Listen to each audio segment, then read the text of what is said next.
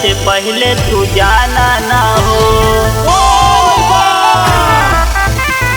जौन कहतानी भौजी तू माना ना हो, माना करे से पहले तू जाना ना हो, जाना ना हो।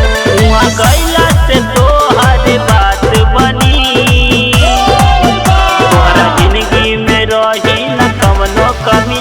बाबा चाह दिए भौजी बनबू मम्मी, तोहरा जिंदगी में रही न कवनो कमी। बाबा चाह दिए भौजी बनबू मम्मी, बाबा चाह दिए भौजी बनबू मम्मी।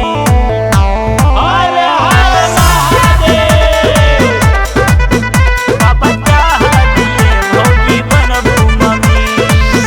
बतिया के हमरा भौजी जानी तू भुलैहा, सावन में जलवा भोला बाबा के चढ़ैहा, बाबा के चढ़ैहा। बाबा हो जाइए खुश तोहरा रजी से हो, सब मिल जाई उनका मर्जी से हो, मर्जी से हो। सारा गौवा के जात बाटे सभी जानी, तोहरा जिंदगी में रही न कवनो कमी। बाबा चाह दिए भौजी बनबू मम्मी, तोहरा जिंदगी में रही न कवनो कमी। बाबा चाह दिए भौजी बनबू मम्मी, बाबा चाह दिए भौजी बनबू मम्मी।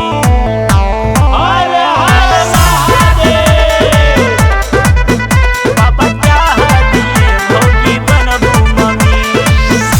बाबा के महिमा हवे बड़ा अपरंपार हो, जे जौन मांगे मिले उनका दुआर हो, उनका दुआर।